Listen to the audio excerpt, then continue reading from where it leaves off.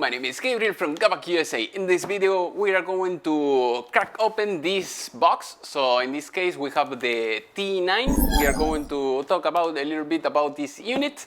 So I just unpacked two, connect them, and they are not working. So if you want to buy these kind of units, I sell them myself. So not the units that are not working, just the units that are working, of course. So before I sell anything, always I test it very well. I send you pictures, video, whatever you want to see, and I'll send it to your home. So right now, I'm going to change the camera so that way you can see. So this is how it comes from the pit vein. So here you have all the stickers and everything here. The speed T9. I don't like much this unit. I'm going to tell you why. I'm going to compare it a little bit with the S9. So here I have a hashing board that is not working, and I'll tell you my experience about this. So meanwhile, I'm opening this up. I'm going to tell you I just took out of the box two of these units. They are not hashing at all, so you can access through the GUI, but other than that, there is nothing else you can do. So I opened just a case with these guys, and I hope they can give me some solution. Otherwise, I will have to send them back. They are brand new. I don't want to, open them up and try to fix it myself if there are brand new units. So that is what I recommend to my customers. So as you can see here, we have the paperwork. As usual, if you are going to use these units, use the original power supply. That is what I recommend, and that is what the manufacturer recommends as well. If you want, you can see my other video that I was comparing the two power supplies. The cheap one that you can get maybe for $50, $80, and they consume more power. So this is what it says. All the precautions that you have to have, and if you have to, create a ticket, they tell you everything step by step. So basically, that is it. So another thing that I didn't know this unit. So this unit, if you compare it with the S9, is a little bit taller than the other one, and it's a little bit shorter. So in this size, so as you can see, here is shorter, and this is taller. So I'm going to take out the packaging and everything. So I'm going to compare it with the other S9. So this unit looks like the M3, the Antminer. So if you didn't see my other video, I recommend you to watch the other video, so that way you can see all the comparison that I was doing. So here we have the unit is very short. So if you compare it, let's say, with the S9, here we have the logic board, and the logic board is longer and a little bit shorter. As you can see, this unit is very tall if you compare it with the other ones.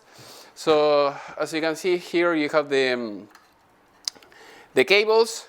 One thing that I don't like about this unit is that you have these cables coming to this end. I would like maybe to put these cables here, so that way it's easier to connect the cables. Otherwise, as you can see, all these cables are on your way when you want to power up the units. And that is all I see. I see a little bit of damage here. I'll try to zoom in so that way you can see it's nothing serious. But if it is a brand new unit, it should be in perfect shape. So as you can see, I'll try to zoom out a little bit.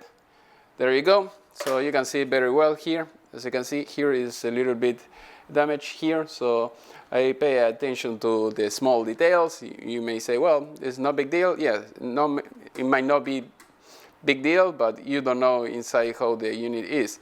So as you can see, look here, it looks fine in this side. So I'll show you the other part, so that way you can see it as well. So as you can see here, we have the sticker.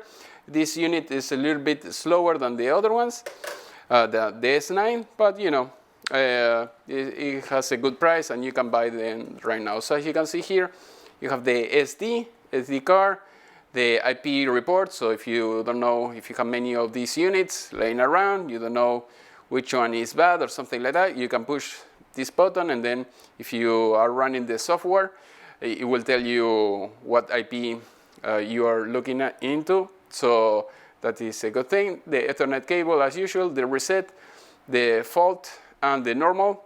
And in the other side, you can see the fan as well. So here you have many small heatsink. It's not like the M3. The M3,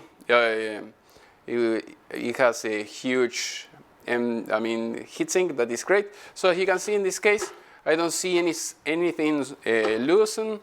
So that is a good thing. You will hear the small noise when you move it on one side to the other one, but usually that is normal. So another thing, I don't see any other issue with this. At least they have. I went to their website, and they have the manual. They have the firmware in case if you have to downgrade it, because at least with the other units, the firmware that you see here is the latest one.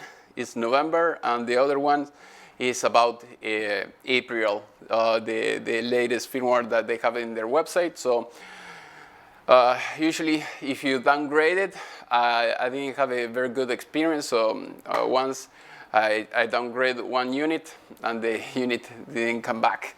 So even if they tell you, yeah, just use the firmware or something like that, and if they send you another one, another board controller, that is great. Otherwise, it's a risk that you may encounter with these kind of units. So I hope this video was useful. As usual, if you want to buy one of my classes about how to mine and all the things, you can go to my website, GabakUSA. And if you have any question, or you want to hire me, or you want to buy one of these units, contact me. My information is in the video description, as usual.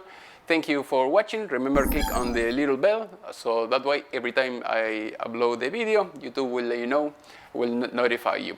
Thank you for everything, and see you next time. Bye.